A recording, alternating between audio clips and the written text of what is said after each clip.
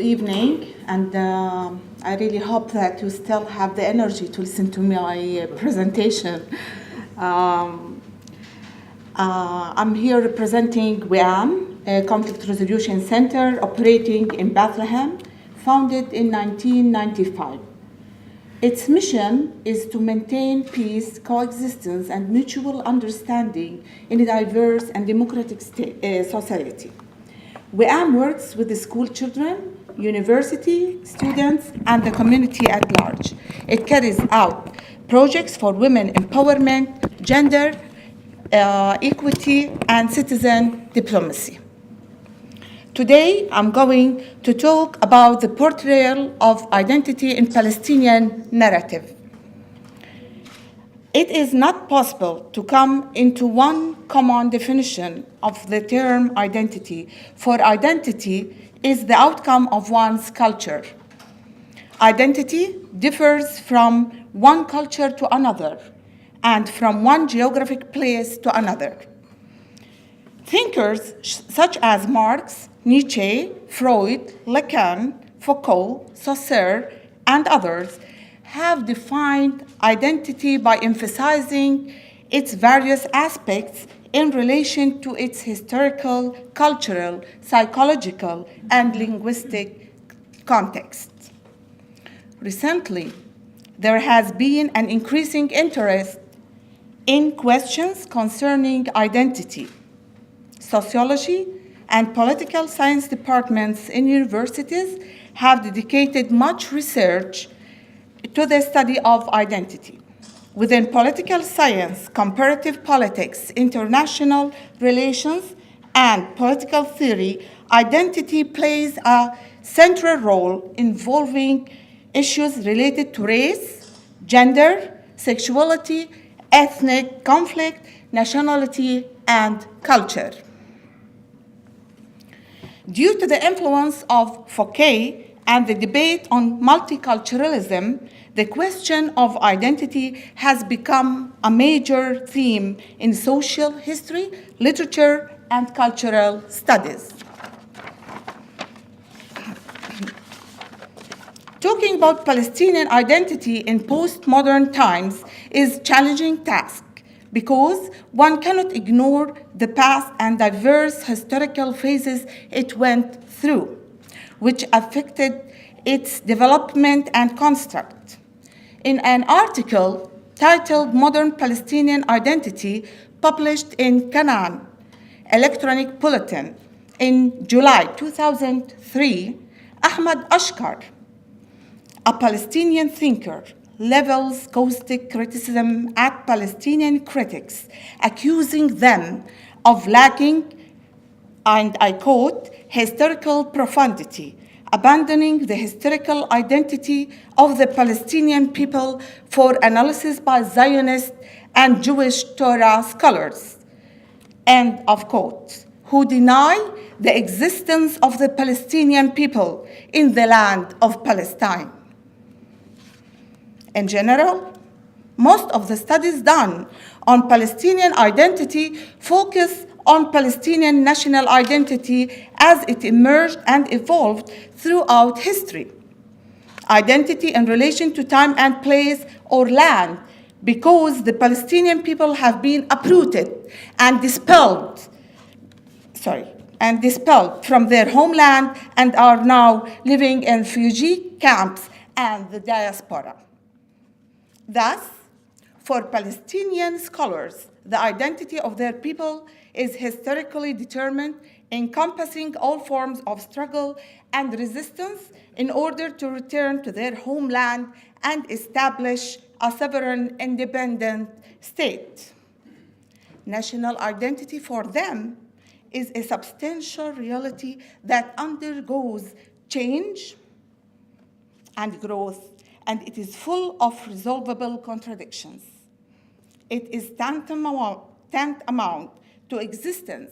Muhammad Rajab, a Palestinian politician, writes in his article, and I quote, "The reconstruction of Palestinian identity, that the Palestinian identity," and here starts the quote, is the original of natives of the land of Palestine.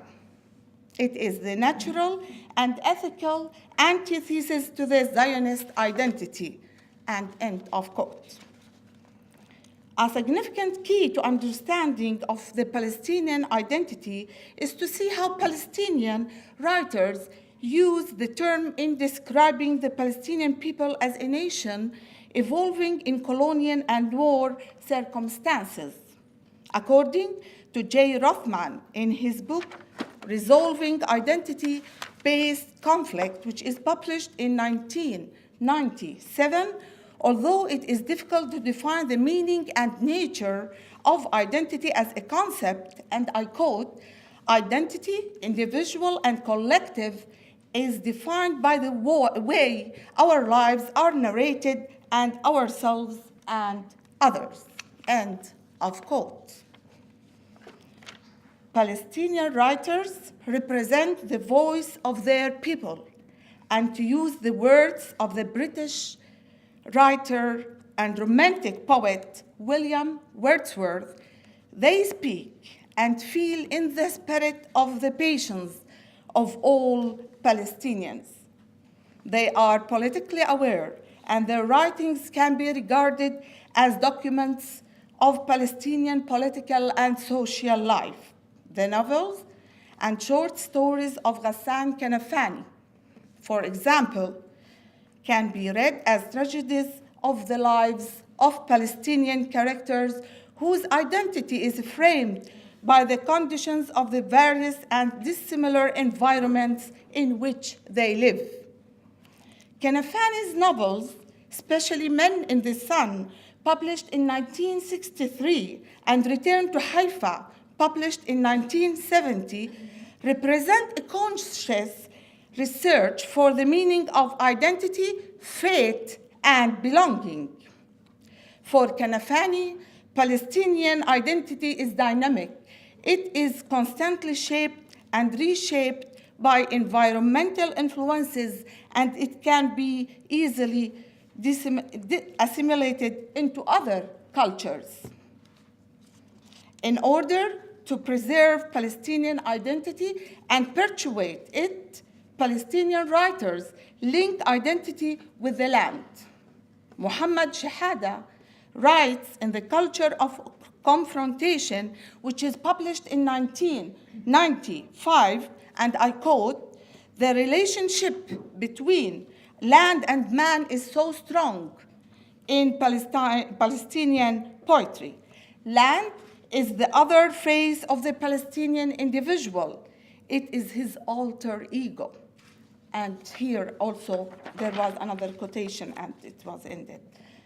In To Be, a poem about the dialectic of the unity of land and the Palestinian individual, Muhammad Shahada lays emphasis on his permanent relation with the lands. And he writes, and I quote, "We stay here on our land talking to trees and singing songs about rain and wind. We stay here to embrace sunrise and plant roses," and end of quote.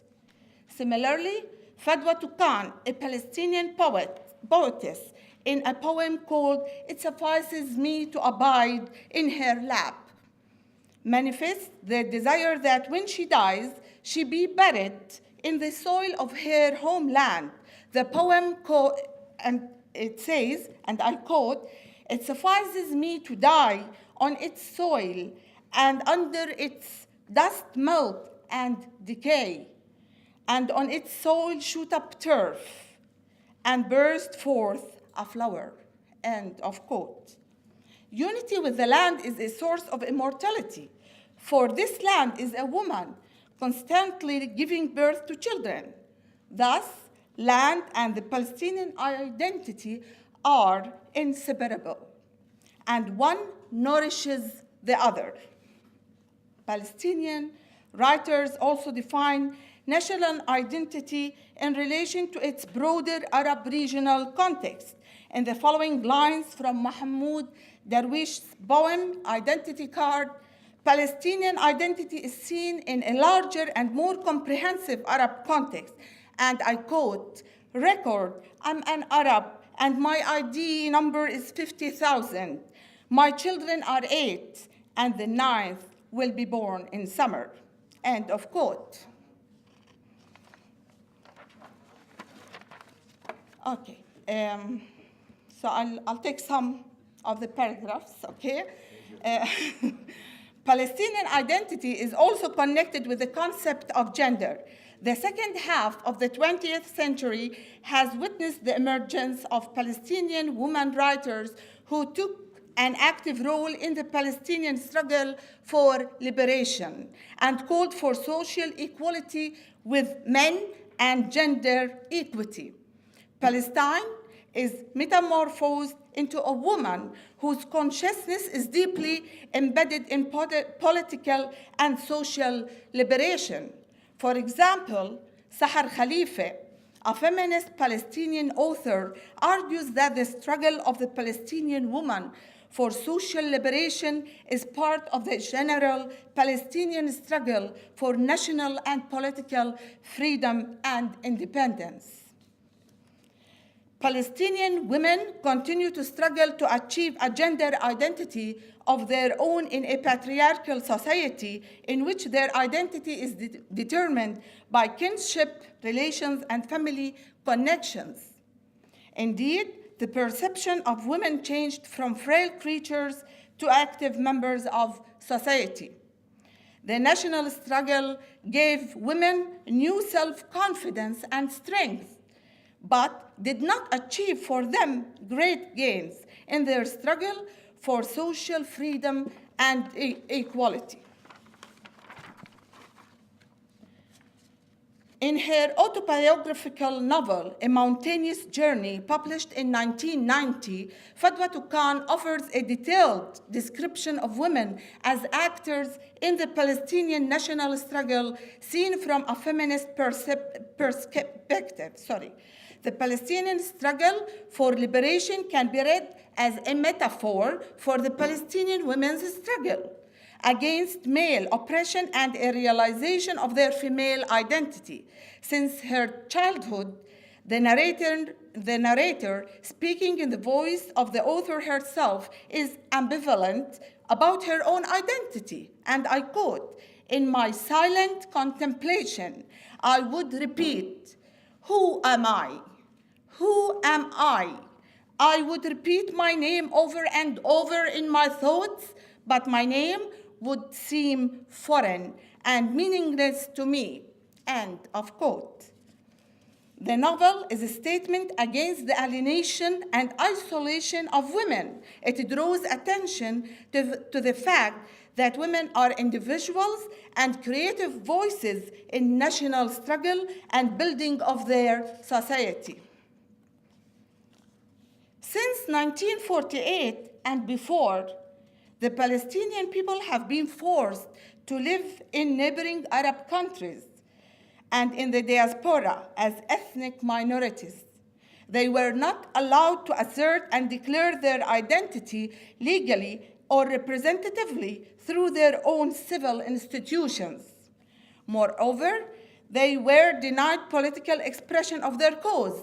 For this reason, it is perhaps inaccurate to talk about a pure Palestinian national identity. In fact, the identity of the Palestinians is seen face to face with Arab identities or nationalities.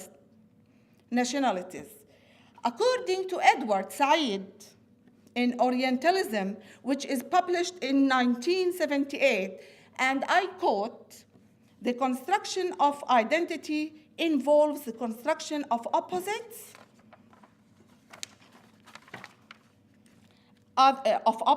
others, who actually is always subject to the continuous interpretation and reinterpretation of their differences from us.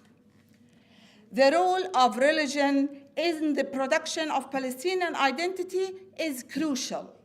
In general terms, religious identity refers to people's relating to religion, including whether they choose to belong to a religious community, how strongly they feel about their beliefs, and how they choose to demonstrate their beliefs in their daily lives. Palestinians define themselves as Christian or Muslim. Christians lived as a minority in a predominantly Islamic society. Even though Christians have played a considerable part in the national struggle for liberation during the 20th century, their political role has greatly diminished, particularly following the powerful resurgence of Islam in the Middle East in general and in Palestine in particular. Christians and Muslims exist together in spite of the inherent misconceptions that they harbor about each other. Religious and doctrinal perspectives put aside, Palestinian Christians and Muslims are united in their national struggle. Religious texts constitute grand narratives concerning overarching stories that define our lives and construct the reality we live in. From an Islamic and fundamental Christian perspective, religion and the holy books do not simply construct reality, but they also became contextual reality itself, and as such, dictate and control human behavior. For example, as Islam became more dominant, the injunctions of the Holy Quran concerning jihad, resistance, and liberation have been taken literally and have become behavioral patterns. As a matter of fact, the Hamas movement is stirred by a genuine desire to achieve national liberation, and it derives its philosophy for national struggle from the Holy Quran. Its resistance to military occupation is a holy war. The following verse has become axiomatic for those who wish to sacrifice their lives for national liberation. Do not think that those who were killed in the way of Allah are dead, but alive and well in the Lord. By redefining resistance against occupation, Islamic faction is also reconstructing Palestinian national identity and culture based on political Islam. At last, Palestinians identify themselves in relation to their homeland. Two factors have influenced the development of Palestinian identity: their refugee status and life in the diaspora. Palestinians also define themselves face to face with Arabs. Palestinian identity is a complex and multidimensional as the successive political phases of the Palestinian national struggle for liberation. Thank you.